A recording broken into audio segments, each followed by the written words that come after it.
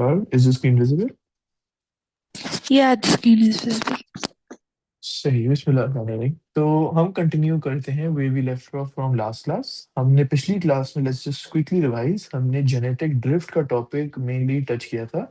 Where in genetic drift में हमने दो फैक्टर्स देखे थे दैट कॉज्ड जेनेटिक ड्रिफ्ट में the random change in the allele frequency. The first being founder effect and the second being bottleneck effect. Founder effect वो effect था जहाँ पे हम एक स्मॉलर पॉपुलेशन को एक बड़ी पॉपुलेशन में से सेपरेट कर देते, और ये स्मॉलर पॉपुलेशन फिर इंटरब्रीड करके जो ऑर्गेनिजम्स का नंबर है वो बढ़ाते थे, as in they kept on breeding and breeding and breeding. तो फिर F1 F2 F3 F4 generation बनती गई। लेकिन द प्रॉब्लम वाज कि अब ये जो नई जनरेशन बन रही है, इसमें जीन पूल छोटा हो चुका है, genetic variation and phenotypic variation भी कम हो चुकी है। बॉटलनेक इफेक्ट वाज कि एक ड्रास्टिक रिडक्शन आया है पॉपुलेशन में due to a natural disaster. तो यहाँ पे हम बॉटलनेक इफेक्ट में किसी ऑर्गेनिज्म को किसी दूसरे ऑर्गेनिज्म से सेपरेट नहीं कर रहे जैसे हम फाउंडर इफेक्ट में कर रहे थे, राइट। बॉटलनेक इफेक्ट में कोई सेपरेशन नहीं होती है। इट्स जस्ट वन प्लेस, और उस वन प्लेस में नेचुरल डिजास्टर आता है जिसमें ड्रास्टिकली नंबर ऑफ ऑर्गेनिजम्स कम हो जाते हैं। अगर ड्रास्टिकली नंबर ऑफ ऑर्गेनिजम्स कम हो जाते हैं, इट मीन्स कि अब जो बचे हुए organisms and the organisms that survived, they are less adapted to the changing environment. ये सब किया था हमने पिछली क्लास में। अच्छा, the next topic is supposed to be Hardy-Weinberg equation, but we'll skip that. We'll do that together with all of the other statistic tests. And today we'll start with the topic of species and speciation. If I ask you this, could you tell me species की definition क्या है? मतलब अगर मैं यहाँ पे एक question लिखूं, define species, 2 मार्क का क्वेश्चन है ये।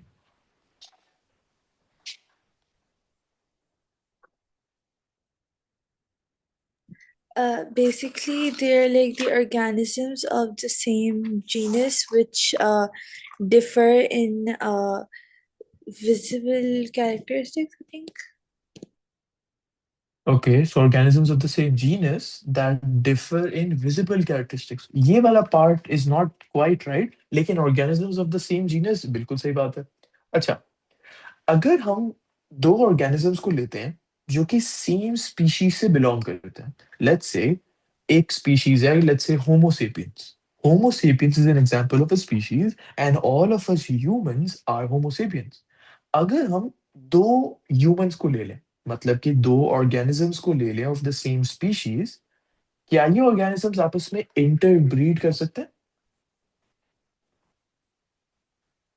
Yeah. And as a result of which क्या एक फर्टाइल ऑफस्प्रिंग प्रोड्यूस होता है? Yes. मतलब कि let's say for example, if we mate a donkey with a horse, अब जब डोंकी और एक हॉर्स को ब्रीड करवाया जाता है, उसमें भी ऑफस्प्रिंग प्रोड्यूस होता है जिस ऑफस्प्रिंग का नाम म्यूल होता है। But is a mule fertile और infertile? It's infertile. It's infertile, तभी हम म्यूल को स्पीशीज की डेफिनेशन में रख नहीं सकते। So whenever we define species, 3 points बहुत जरूरी है। Number one, they are a group of organisms belonging to the same genus, which was the first point you said. A group of organisms belonging to the same genus that are able to interbreed with each other। ये है point number two, कि वो आपस में interbreed भी कर सकते हैं। And not just interbreeding, interbreeding के रिजल्ट में एक फर्टाइल ऑफस्प्रिंग प्रोड्यूस कर सकते हैं। That's the more important part, कि ऑफस्प्रिंग फर्टाइल होना चाहिए, विच मीन्स कि उसके उस ऑफस्प्रिंग के अंदर भी रिप्रोडक्टिव कैपेसिटी होनी चाहिए। सो organisms belonging to the same genus that are able to interbreed and produce a fertile offspring. Now let's talk about that third point which you were saying about the characteristics. अब मैं वो point यहाँ पे लिखने जा रहा हूँ। These organisms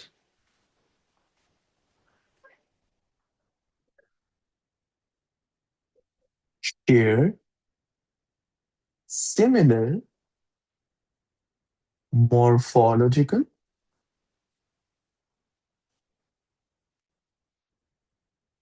physiological,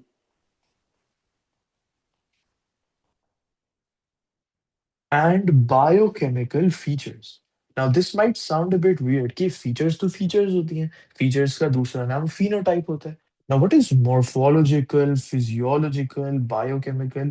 in words की actually में definitions क्या है? इनको जरा देखते हैं. Let's first talk about morphological. अगर if I ask you this, what do you mean by morphology? Do you have any idea? Morphology का मतलब क्या होता है?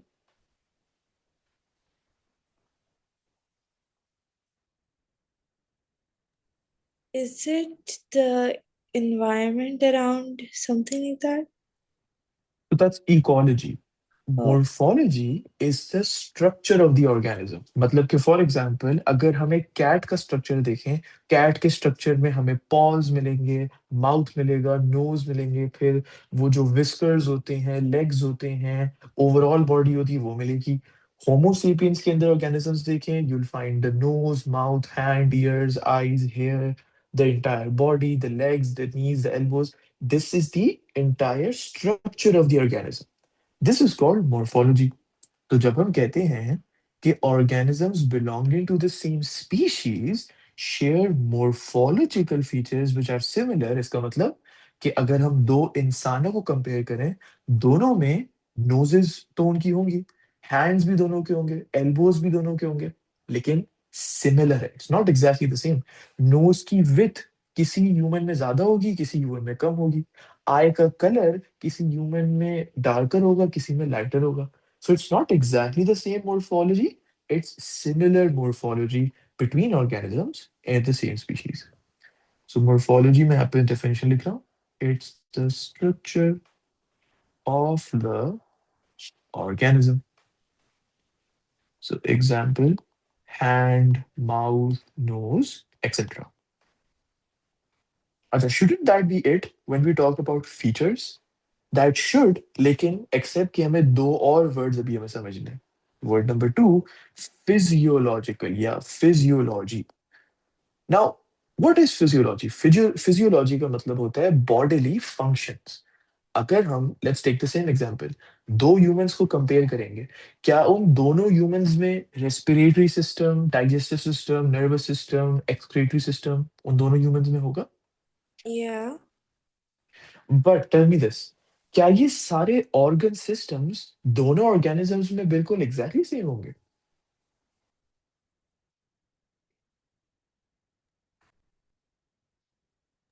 Uh, as in each and every detail क्या वो सेम होगी?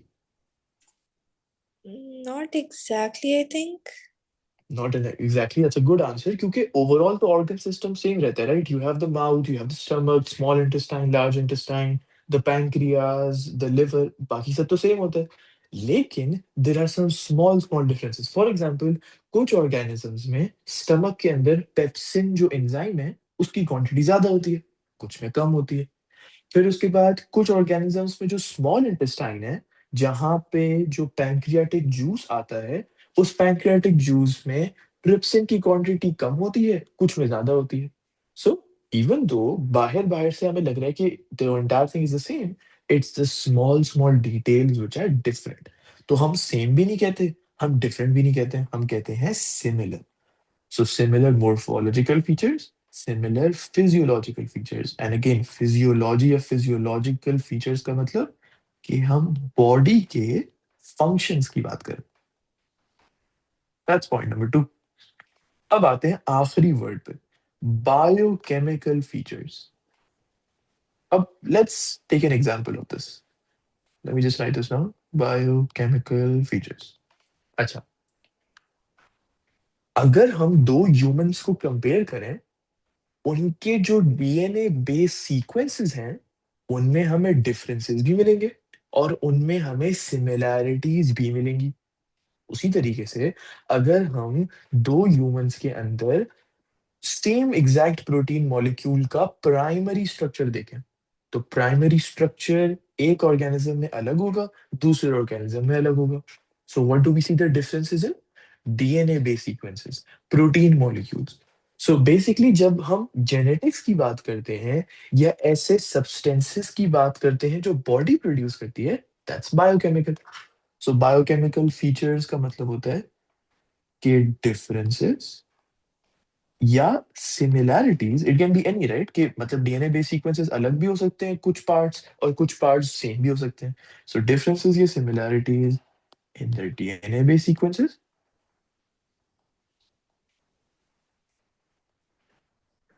and in the primary structure of protein molecules. अच्छा, let me ask you this, एक second. Primary structure of protein molecules. मेरे पास एक स्टेटमेंट है and I want you to tell me if this statement is correct or wrong. अगर दो organisms के अंदर DNA base sequences which are part of a gene, वो DNA base sequences different है, तो जो प्रोटीन मॉलिक्यूल बनेगा दोनों ऑर्गेनिजम्स में, उसका प्राइमरी स्ट्रक्चर हमेशा डिफरेंट आएगा। ट्रू और फॉल्स?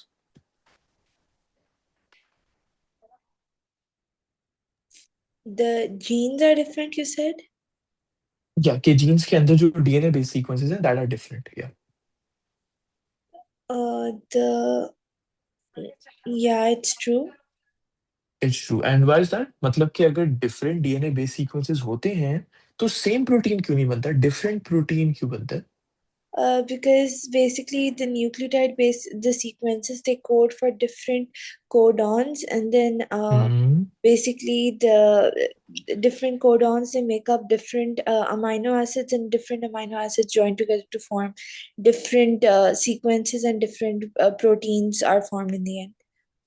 बिल्कुल सही, परफेक्ट। तो अगर डिफरेंट जीन होगा as in different, can we say different triplets होंगे? Yeah. So triplets are simply three nucleotides combined together, and there are many triplets जो कि एक जीन में मिलते हैं। तो जब डिफरेंट ट्रिपलेट्स होंगे, इसका मतलब कि जब उनकी ट्रांसक्रिप्शन होगी तो डिफरेंट कोडॉन्स होंगे। फिर उसके बाद जब उनकी ट्रांसलेशन होगी तो डिफरेंट एंटी कोडॉन्स होंगे। एंटी कोडॉन्स क्या होते हैं? वो सीक्वेंसेस ऑफ न्यूक्लियोटाइड बेसेस जो कि टीआरएनए मॉलिक्यूल्स में होते हैं। अब अगर डिफरेंट एंटी कोडॉन्स हैं, डिफरेंट टीआरएनए मॉलिक्यूल्स आएंगे राइबोसोम्स में, और उनके साथ अलग अलग अमीनो एसिड्स अटैच होंगे। इसका मतलब कि overall it's gonna be a different primary structure,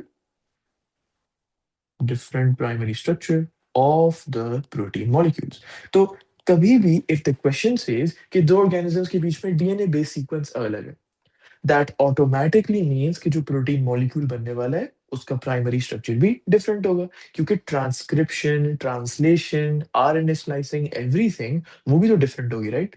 तो इसलिए प्रोटीन मॉलिक्यूल भी अलग बनेगा।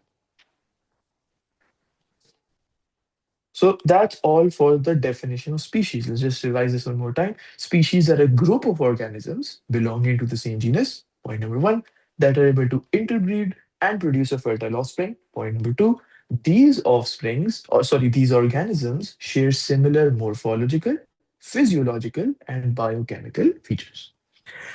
अच्छा, अब let's take a situation कि हमने कोई भी स्पीशीज चूज की और उसमें से एक ऑर्गेनिज्म को पिक आउट कर लिया। फिर हमने एक और स्पीशीज देखी और उसमें से एक ऑर्गेनिज्म को पिक आउट कर लिया। So now we have two organisms which belong to different species. Will they be able to recognize each other as breeding partners? No. No. So for example, a human and a horse. Humans and horses are not breeding partners. They can't interbreed or mate with each other to produce an offspring. तो जब दो organisms एक दूसरे को recognise ही नहीं कर पाएंगे कि वो एक दूसरे के ब्रीडिंग पार्टनर्स हैं, इसका मतलब कि कोई मेटिंग होगी नहीं। एंड दिस मींस कि both organisms belong to different species. So that's situation number one. और वो ये है कि if two organisms don't recognise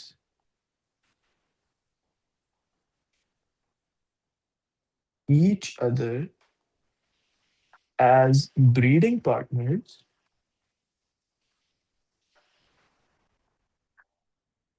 तो जब वो रिकॉग्नाइज नहीं करेंगे तो इसका मतलब कोई मेटिंग नहीं होगी, एंड दिस मींस कि स्पीशीज की ये वाला पार्ट ऑफ द डेफिनेशन गलत हो जाएगा, एंड दैट ऑब्वियसली मींस कि ये तो ऑर्गेनिज्म स्पीशीज नहीं है।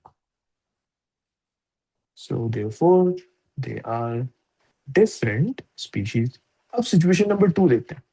हमारे पास अब दो ऑर्गेनिजम्स हैं, वो रिकॉग्नाइज भी कर लेते हैं एक दूसरे को एज ब्रीडिंग पार्टनर्स, मतलब कि मेटिंग का प्रोसेस हो जाता है, लेकिन रिजल्ट में एक इनफर्टाइल ऑफस्प्रिंग प्रोड्यूस होता है। Are these two organisms of the same species और different species? Different species. Correct. तो यहाँ भी so look at the first situation, कोई मेटिंग नहीं हुई, डिफरेंट स्पीशीज। यहाँ पे मेटिंग हुई, लेकिन क्योंकि फर्टाइल ऑफस्प्रिंग प्रोड्यूस नहीं हुआ, अगेन सेम रीजन हमने कह दिया कि they are different species. Let's write this also. If two organisms recognize, I'm not writing the entire thing, each other as breeding partners, but produce an infertile offspring,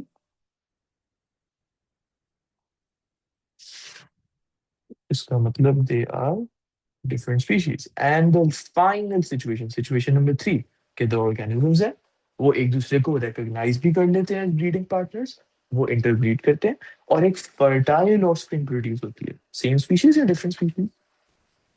Same species.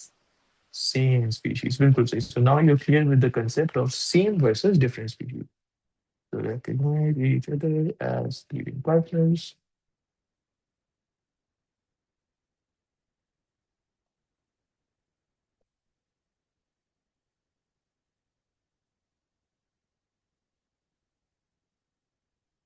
तो फिर यहाँ पे result होगा same species. Alright, अब इस बात को समझते हैं कि नई स्पीशीज फॉर्म कैसे होती है। मतलब इस पूरी अर्थ में बहुत सारे ऑर्गेनिजम्स हैं, बहुत सारे जीनसेस भी हैं, और हर जीनस की बहुत सारी स्पीशीज हैं। तो ये नई नई स्पीशीज बनती कैसे? These new species are formed by the process of speciation. Remember the other name which we wrote in the topic, speciation? This is the name of the process जिससे नई species form होती हैं। So if I can write on the topic name, how do new species form? तो इस question का सिर्फ एक one word answer है, speciation. So स्पीसिएशन, जिसकी डेफिनेशन है कि इट इज द प्रोसेस, ये वो तरीका है जिससे नई स्पीशीज की फॉर्मेशन होती है या वो प्रोड्यूस होता है। It's the process by which new species are form.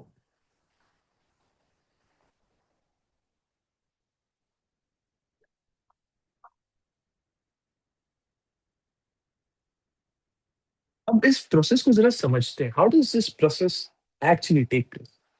सबसे पहले तो ऑर्गेनिजम्स जितने भी होंगे ना, so let's say you are in a jungle, right, you are in a rain forest.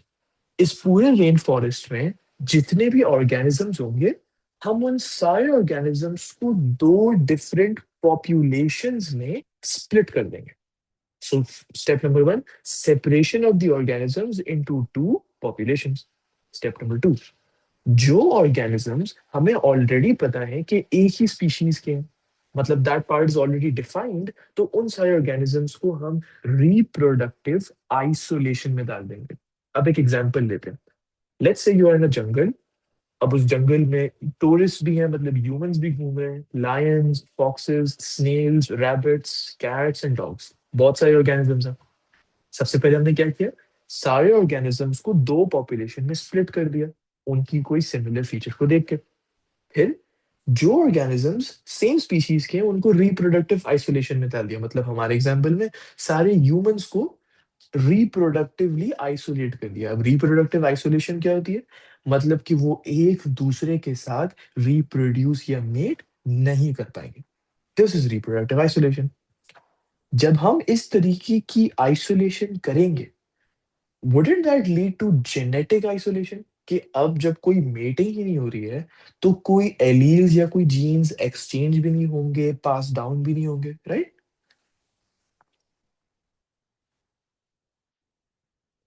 Yeah. So when you are reproductively isolating organisms of the same species, what you're doing is you're putting them in genetic isolation. अब कोई alleles या jeans एक से दूसरी तरफ exchange नहीं हो पाएंगे। लेकिन इससे क्या होगा? इससे होगा ये कि अब over a long period of time speciation का प्रोसेस होगा। लेकिन ये प्रोसेस डिफरेंटली होता है for both of the populations. Remember जो हमने ऑर्गेनिजम्स के बनाए थे, it takes place differently for both of these populations. So let me write down everything which we have done until now. So the process starts जिसमें we separate the organisms into two population. Now if you're confused कि इनको separate कैसे किया जाता है, हम सिर्फ क्या करते हैं कि हम एक फीचर ढूंढते हैं जो कि कुछ ऑर्गेनिजम्स में सिमिलर है और कुछ में नहीं है। लेट्स से फॉर एग्जांपल कि हमारे पास बहुत सारे ऑर्गेनिजम्स थे right in the rain forest. अब हम उनको इस बेसिस पे सेपरेट करते हैं कि जो ऑर्गेनिजम्स के पास फर होंगे वो पॉपुलेशन नंबर 1 में जाएंगे, और जिनके पास फर या हेयर नहीं होंगे वो पॉपुलेशन नंबर 2 में जाएंगे। So let's say humans, humans have hair, cats and dogs they have fur, तो ये पॉपुलेशन नंबर 1। अब जिनके पास नहीं है हेयर या फर, लेट्स से बर्ड्स हो गए, या नॉट बर्ड्स, स्नेक्स हो गए, स्नेल्स हो गए, सेंटीपीड्स हो गए, दे डोंट हैव हेयर, तो ये पॉपुलेशन नंबर 2 में चलेगा। So you are simply looking for a characteristic जो कि सेपरेट करती है ऑर्गेनिजम्स को into two categories. So that's step number 1. अब आगे के जो स्टेप्स है ना वो हम ईच इंडिविजुअल पॉपुलेशन के साथ करने वाले हैं। So the next step is कि organisms of the same species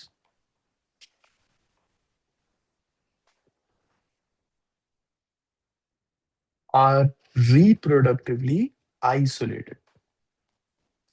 अब ये word, why am I saying this again and again, because this is really really important.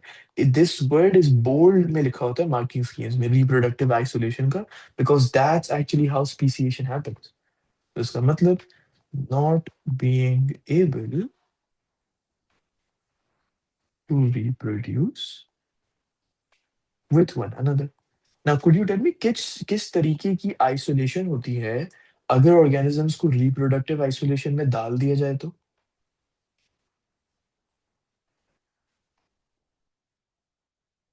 We just talked about the Could you repeat your questions? कि अगर organisms of the same species को reproductive isolation में डाल दिया जाए, मतलब कि हम अलाउ नहीं कर रहे उनको रिप्रोड्यूस करना एक दूसरे के साथ, तो फिर किस तरीके की आइसोलेशन होती है उसकी वजह Genetic से? genetic isolation. जी, जेनेटिक आइसोलेशन, बिल्कुल सही। So leading to genetic isolation. So imagine it like this कि एक ऑर्गेनिज्म के अंदर जितने भी जीन्स हैं, जितने भी एलील्स हैं, वो आइसोलेट हो गए क्योंकि वो ऑर्गेनिज्म ही आइसोलेट हो गया। किसी भी दूसरे ऑर्गेनिज्म के साथ ये एलील या जीन्स की ट्रांसफर या एक्सचेंज बिल्कुल भी नहीं हो रहा। ऑफस्प्रिंग में कुछ पास डाउन नहीं हो रहा क्योंकि ऑफस्प्रिंग ही प्रोड्यूस नहीं हो रहे। So leading to genetic isolation. अच्छा, अब होता ये है कि we continue this process for a long period of time, मतलब हम ऑर्गेनिजम्स को रिप्रोडक्टिवली आइसोलेट करते हैं and genetically as a result बहुत ज्यादा टाइम के लिए। तो अब होता ये है कि स्पीसिएशन का प्रोसेस होना शुरू हो जाता है। सो over a long period of time, इसका मतलब ये कि 10 मिनट में स्पीसिएशन कभी भी नहीं होगी। It takes place across a very very long amount of time. So over a long period of time, जैसे कि हमने एवोल्यूशन देखा था राइट, एक ऑर्गेनिज्म में कभी एवोल्यूशन नहीं दिख सकती, it takes place across a series of generations. Same case यहाँ पे। तो स्पीसिएशन का अब हमें प्रोसेस इनटू एक्शन दिखने लगेगा। But here is the interesting part, speciation का प्रोसेस डिफरेंटली होगा for both of these populations जो हमने स्टेप नंबर 1 में बनाई थी। क्यों? क्योंकि हमने दोनों पॉपुलेशंस को एक फीचर की बेस पे सेपरेट किया था right, having fur slash hair, not having fur slash hair. तो मतलब अब जो प्रोसेस है नई स्पीशीज प्रोड्यूस होने का वो भी अलग तरीके से होगा क्योंकि उनकी फीचर्स ही डिफरेंट है the between the organisms of two populations. So speciation takes place, but differently for both populations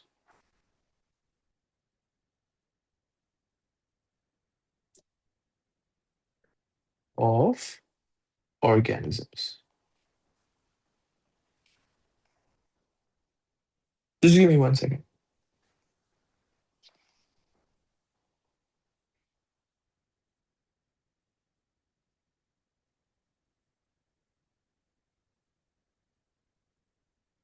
Yeah. अच्छा, अब देखते हैं स्पीशीशन का प्रोसेस होगा कैसे। Let's look at it a bit more detail. होगा ये कि अब डिफरेंट डिफरेंट म्यूटेशंस होंगी। मतलब जो हमने दो पॉपुलेशंस बनाई थी ना शुरू में, अब दोनों पॉपुलेशन में, so this is population number 1, this is population number 2, इस पॉपुलेशन ऑफ ऑर्गेनिजम्स में और इस पॉपुलेशन ऑफ ऑर्गेनिजम्स में डिफरेंट डिफरेंट म्यूटेशंस होंगी। And that could be as a result of anything, right? Mutation is a very very random process. तो different different mutations होंगी। Number 2, selection pressure इसलिए different होगा जो दोनों populations पे apply होगा। So could you tell me why different mutations result in different selection pressures? Because when mutations happen, there are only some alleles which are favorable. So, like different Hmm. the selection pressures are there. So, like one allele is more favorable over the other one. So that's the one that gets passed down over generations. बिल्कुल सही, that's a good point. लेकिन मेरा question is a bit different. My question is कि let me just explain this. ये जो हमने दो populations बनाए, population 1 and then population number 2, दोनों पॉपुलेशंस में अलग अलग म्यूटेशंस हुई, लेकिन सिलेक्शन प्रेशर सेम नहीं था। सो फॉर एग्जांपल, यहाँ पे कोई पर्टिकुलर जीन म्यूटेट हुई, उसका एलील, यहाँ पे कोई दूसरी जीन का एलील म्यूटेट हुआ। तो इसका मतलब कि दोनों पॉपुलेशंस में डिफरेंट डिफरेंट फेवरेबल एडवांटेजेस नहीं है। मतलब कि फॉर Yes. एग्जांपल, या let's say you are in a sports day at your school, right? अब उस स्पोर्ट्स डे में अलग अलग स्पोर्ट्स होते हैं, राइट? कुछ बच्चे हर्डल रेस में अच्छे होते हैं, कुछ बच्चे बास्केटबॉल में अच्छे होते हैं, कुछ क्रिकेट में अच्छे होते हैं, कुछ फुटबॉल में अच्छे होते हैं। उसी तरीके से जब डिफरेंट डिफरेंट म्यूटेशंस होंगी, तो different different favourable advantages produce होंगी। तो लेट्स से एक पर्टिकुलर म्यूटेशन होती है, और उस म्यूटेशन की वजह से ऑर्गेनिज्म का कलर चेंज हो जाता है। अब ऑर्गेनिज्म का colour is the advantageous phenotype या कैरेक्टरिस्टिक। लेकिन एक और म्यूटेशन होती है दूसरी पॉपुलेशन में, एंड इसकी वजह से these organisms are now resistant to antibiotics। क्या ये अलग अलग एडवांटेजेस हैं? Yes. तो अब जब अलग अलग एडवांटेजेस होंगी तो अलग अलग सिलेक्शन प्रेशर्स होंगे। जैसे अगर यहाँ पे if the advantage right here in some of the organisms in this set is कि वो एंटीबायोटिक से रेजिस्टेंट है, तो सिलेक्शन प्रेशर क्या होगा? एंटीबायोटिक्स। उसी तरीके से अगर इस सेट में कुछ ऑर्गेनिजम्स का colour is let's say very very bright, that's the advantage, तो फिर यहाँ पे sorry very very dark, and कुछ में it's just a normal colour, तो यहाँ पे सिलेक्शन प्रेशर होगा प्रीडेशन, कि it will feed on those very the normal ones, and जो वेरी वेरी डार्क है वो बच जाएंगे। सो different advantages, different selection pressures. Different advantages कैसे हुई? डिफरेंट म्यूटेशंस की वजह से। So different mutations take place, which means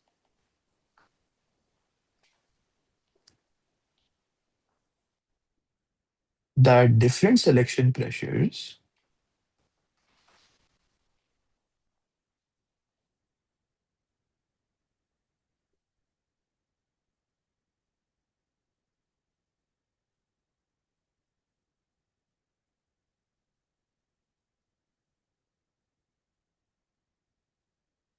are now applied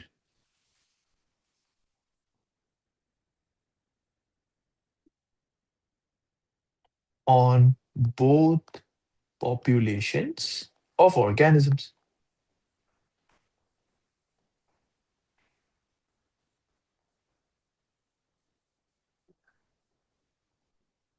but इसमें मेरा एक सवाल है, हमने अलग अलग एनवायरनमेंट्स क्रिएट कर दिए क्योंकि अलग अलग म्यूटेशंस हुई, अलग अलग सिलेक्शन प्रेशर्स हुए, एंड इसलिए हम कहते हैं कि speciation takes place differently for both of the this place speciation takes differently for both populations of organisms. All of that is good.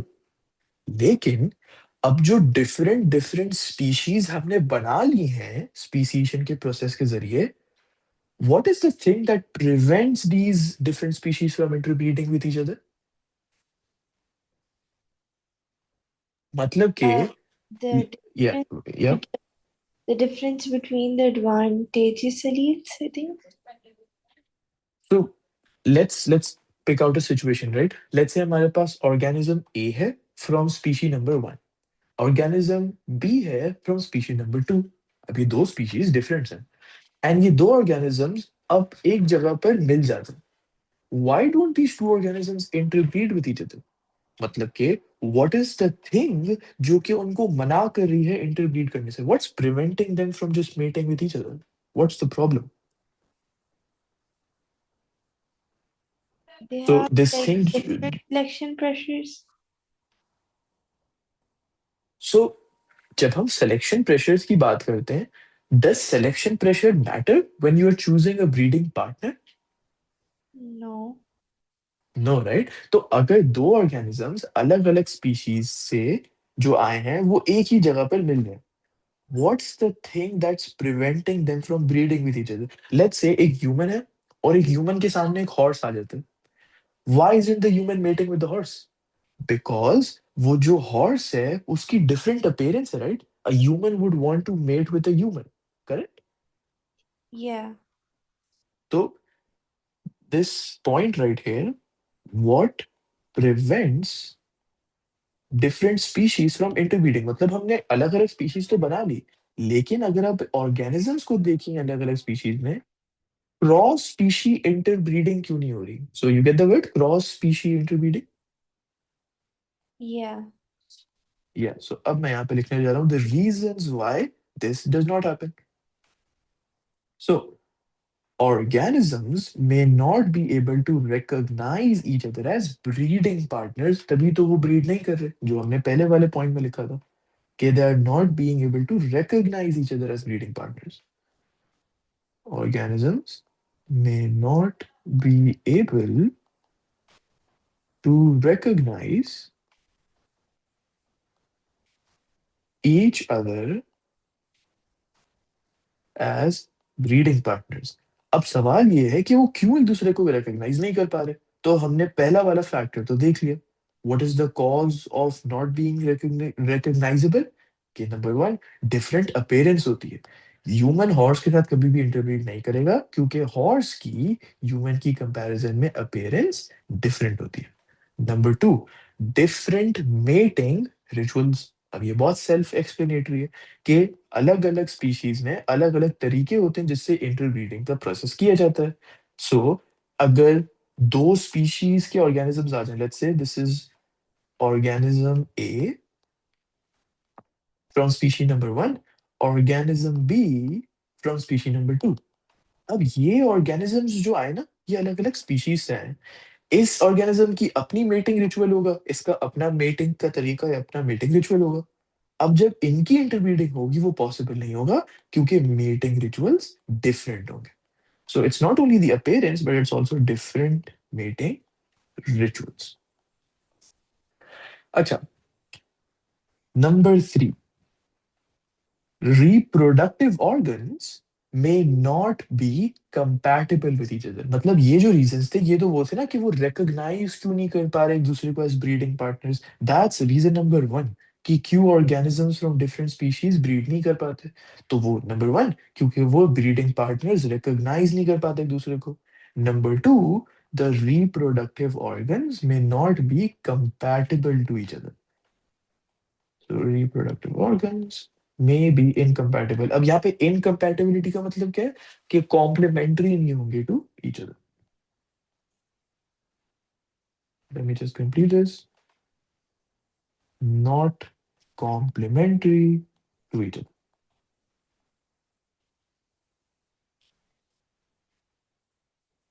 अच्छा, दैट्स पॉइंट नंबर 2। अब पॉइंट नंबर 3 क्या है? पॉइंट नंबर 3 ये है कि लेट्स अज्यूम फॉर 1 सेकेंड कि दो organisms from different species ने एक दूसरे को रिकॉग्नाइज भी कर लिया, रिप्रोडक्टिव ऑर्गन्स कंपैटिबल भी हैं। लेकिन अब क्या मसला आएगा? जो गेमीट्स होंगे they may not be able to fuse with each other. That's point number 3। The gametes may not be able to fuse with each other। अच्छा, अगर हम 1 सेकंड के लिए ये भी मान लें कि जो गैमीट्स प्रोड्यूस होंगे दोनों ऑर्गेनिजम्स के, वो एक दूसरे के साथ फ्यूज भी कर जाएंगे, फिर भी रिप्रोडक्शन नहीं हो पाएगी। क्यों? बिकॉज अब जो जाइगोट प्रोड्यूस होगा वो क्रोमोसोमल इनकम्पैटिबिलिटी की वजह से डिवाइड नहीं कर पाएगा। इसका मतलब क्या है? Let me first right this down. The zygote produced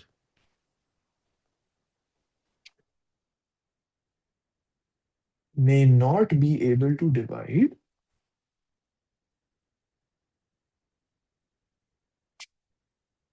due to chromosomal incompatibility। अब let me ask you this. जब ह्यूमंस के बीच में रिप्रोडक्शन या मेटिंग का प्रोसेस होता है, कुड यू टेल मी कि जाइगोट के साथ क्या होता है? मतलब once the zygote is produced उसके बाद क्या प्रोसेस होता है?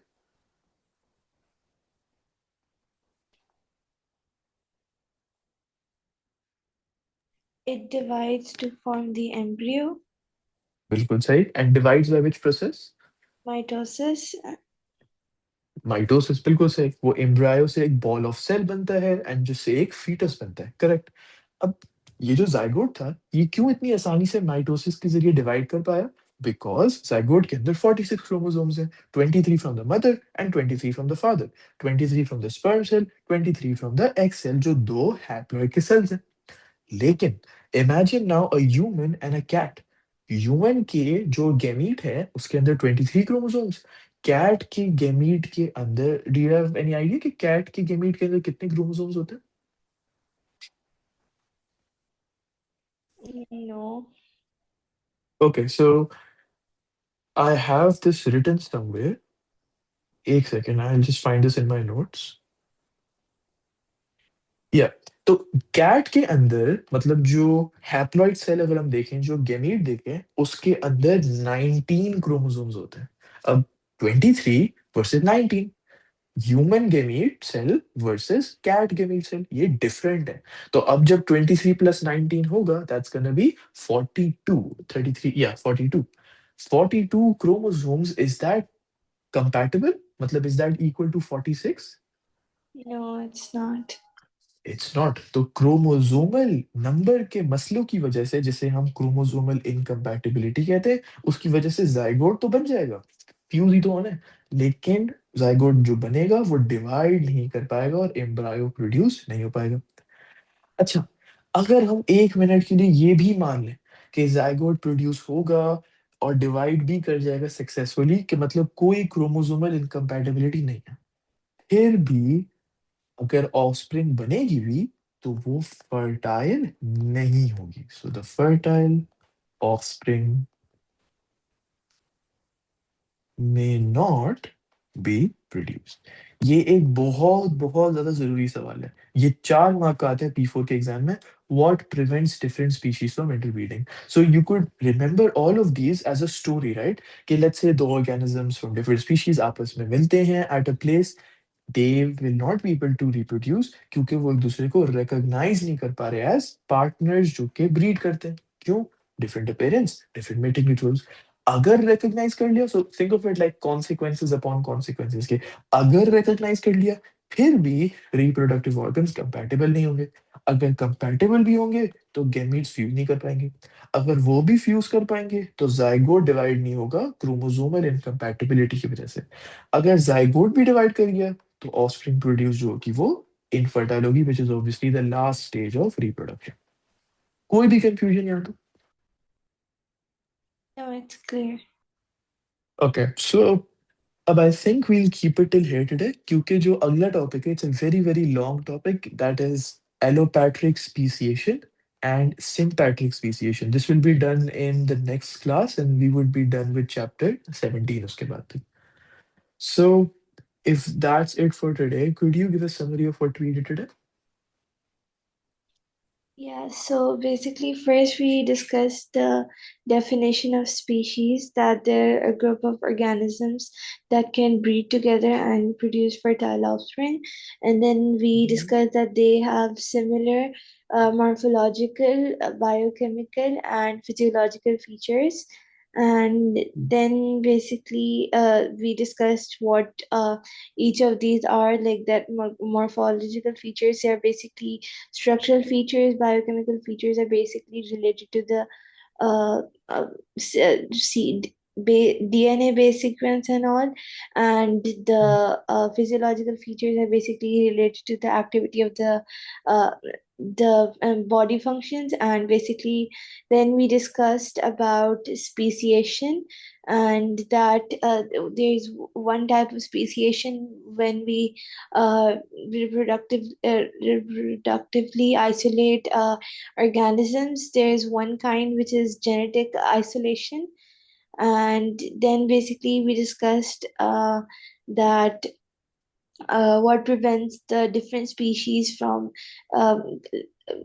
the different species from interbreeding with each other.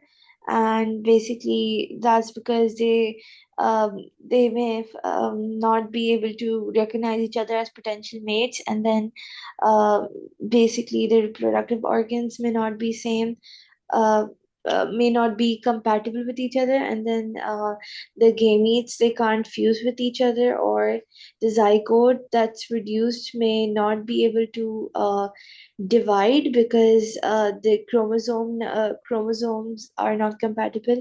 And then that the fertile offspring won't be able to be produced. Yeah. बिल्कुल सही.